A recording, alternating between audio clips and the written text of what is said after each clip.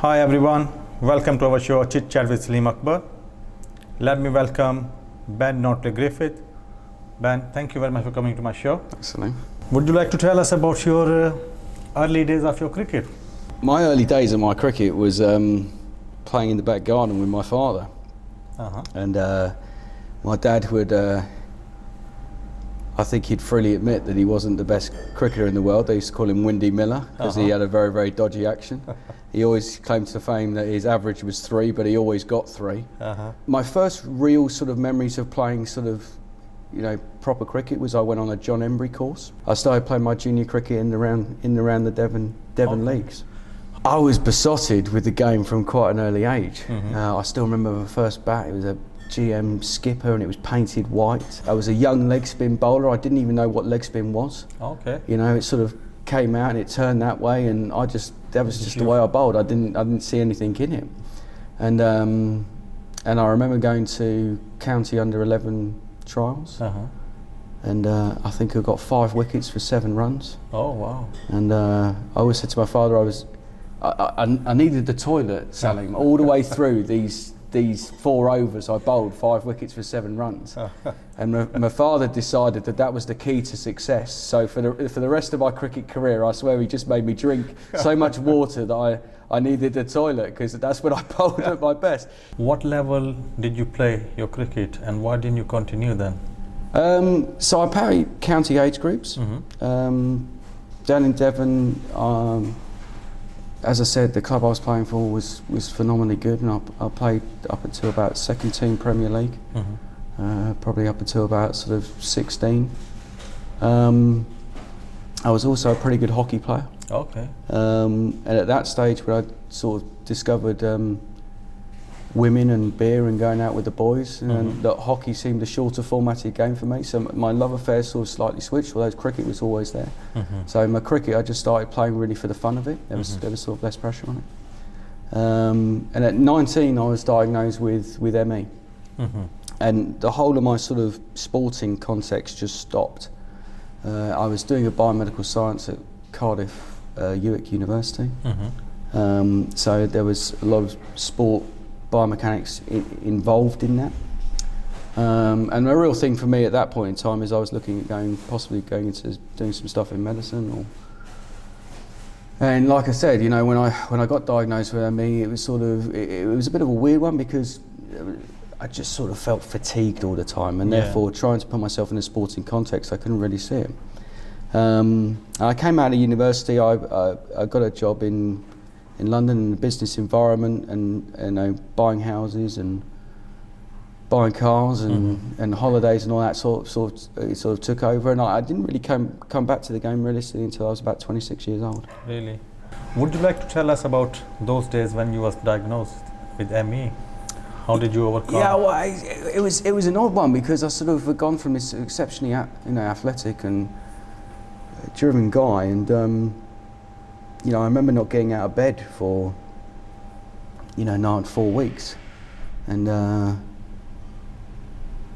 just everything just sort of stopped, and I didn't know what was happening. I didn't know whether I was going to peg it. Sort of, it was just it was a very weird, stressful. Looking back at it, I was with my girlfriend, who would become my wife. Married 10 years this year, so together 18, so it's been a long time. So, and I remember her father turned around to me and saying, why are you with this guy who's ill? Did he say that? Yeah, he was just, because I probably at that point in time I was a bit of a burden, And I went away to Sweden for 6-7 months. I went to work over there and recuperate a little bit, and if it hadn't been for my wife, I probably wouldn't have come back, Probably would be living in Scandinavia now. So really, yeah. So but yeah, tough, and talking to people, and luckily I had a very good family around me. I had a very, very good bunch of friends. I think the biggest thing is talking about the stuff which sometimes you just feel a little bit afraid to talk about. What made you stay positive at that time? I was still pretty young, and I think when you're young, you're pretty naive. So you think you're pretty bulletproof, and although I was feeling pretty down and out at that time, and physically very unwell, which affects you mentally, depression, anxiety, and all that kind of stuff. I think the biggest thing is that you go to bed and you wake up and you hope tomorrow's a better day. And lucky enough, it turned around a little bit. I still had to manage it for a long period. I still have periods now where I don't feel particularly brilliant, but I know what it is. But you think your family played a big part? Oh, absolutely, and I think if you can accept it and you can sort of, I'm very tight with my brother and very tight with my sister, and my brother's a big cricketer. He plays in the East Anglian Prem, opens the batting for Burwell, and it's so we're always chatting about the game, or and even just to sometimes just take your mind off it. If you're not feeling particularly good, sometimes just having a chat about something completely different is quite good in its own right, distracts you from what you're thinking. How good was your fitness level back then? Before I got ill, before I was diagnosed with what I was diagnosed, I mean, I was a massive runner. I used to run 5 miles a day. Sport was absolutely paramount to me. And I look back at it with sort of regret. But then having said that, I don't think we should regret anything of our pathway. Otherwise, it's what got us here. That's right. Yeah. It's our journey, and so it was some of it was tough. But looking back at it, I think it made me enjoy and embrace the game, cherish it, nurture it, because one day it could be gone. I understand, yeah. So when did you decide to become a cricket coach? It was really, I'd come out of the business environment I was in. I decided to take a complete change in life, and money wasn't the answer to everything, and stress wasn't the answer to everything. And I really decided to just become a coach for Loughton, and to come down and to try and give back to a club which had given me a lot. And so I went off and signed up to do the ECB level 2 through ESSEX, and it just sort of snowballed and spiraled out of control from there, really. What's your views on club cricket level here? I think maybe the standard has gone down, but in terms of the excellence, we're probably better at identifying them, producing them maybe, and certainly giving them the support that they need. What's the difference you see between your childhood and now in cricket? I think the biggest thing is options. I think the guys and girls have so many different options nowadays. I think looking at in terms of the younger generation, the biggest thing which I put a big emphasis on in terms of coaching is balance. I think the younger guys in the game nowadays, I mean, I always say that it makes me sound old, but at the weekends, my mum used to kick us out the front door at 9 o'clock. I used to be playing cricket or golf or riding around on a bicycle with my brother until lunchtime. We'd come in, we'd eat, and we'd go straight back out again.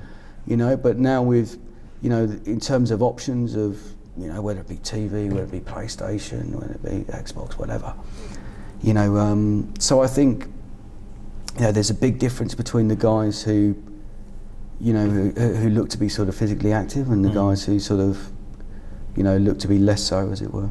If you had a chance, what would you like to change? I think you've got to make it as close and as applicable to what the guys see on TV. I think emulation of international stars. Everybody wants to walk out onto that pitch and feel like they're Joe Root. Everybody wants to hit a ball like Chris Gale. Everybody wants to, zip a ball through like Rashid Khan. We want to be, so for me, I want to play, I'd want to see those guys in coloured kit. I'd want to see those guys starting at 11 o'clock in the morning. I think that's a big thing. I think if you could start earlier, you could still go for dinner with the wife. You can still take the kids to the cinema in the evening, but I still think that if you're finishing a game of cricket at 7:30, I know some clubs will talk about in terms of like bar takings and stuff on a Saturday, but realistically with drink driving and people who more and more people who choose not to drink. And I gave up drinking 4.5 years ago, so you're not going to make too much money out of me in my Diet Coke, as it were. So it's how important is diet and fitness? It's one of those things. I think if you feel healthy, you're going to play well.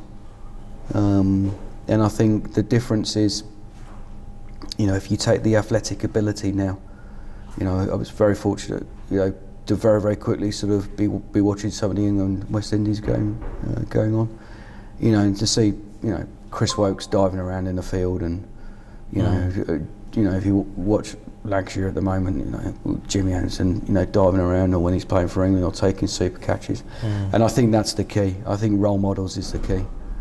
It used to be, if you saw a batsman who just hit it to the boundary and wasn't interested in singles, then if that was your hero, that's the way you'd want to play. Exactly. Nowadays, you've got to be able to do everything. What's your method of coaching? I have a very democratic style. For me, the player is key. The ability to be a soundboard, to give options, not tell. It's very much the fact that it's their game, and you're there to almost be a counsellor in a weird way. At no point would I ever turn around to a player and say, "You've got to do this." You might sit there and turn around. You might create environments where you think that maybe what you're saying, is more likely to be successful, but it's done for a reason. And the ultimate reason is the fact that they can become a better player. You have any long-term goals? I have a very, very simple philosophy, and that's, if you're not moving, you're dying. And I think you're always looking to progress, you're always looking to learn. And I think the real key for me is just behind hard work.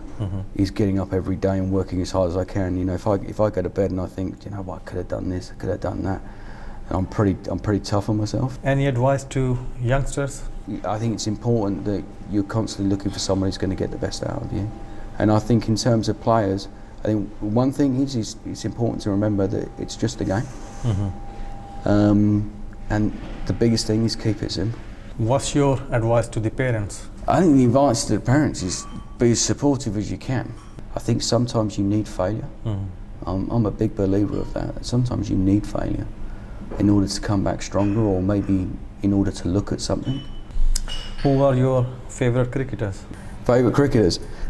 I'm a big lover of Tammy Beaumont. I love watching Tammy Beaumont bat. I love the way she plays. For me, the best batsman ever to play the game was Brian Lara. He had that power for me. Obviously Shane Warne in terms of in spin bowling. The other one for me was Shoaib Akhtar. Who do you think will win the World Cup this year? I'd love to say England, but I've been through I'm a Spurs fan as well, so I'm used to building it up and then being let down. My heart says England. Yeah. My head just says Pakistan. Any comments about our program? I think it's great to get people to talk about the game, because I know the work you do with the Sharks and that, and I've had the privilege of coaching the Sharks against Nepal last year. And I think one of the things which it really comes across is cricket's about unity. Ben, thank you very much for your time. Thanks, Salim. It's been an honour to have you in my program. It's always a pleasure, mate. Thank you very much, Ben. Perfect. Thank you, buddy.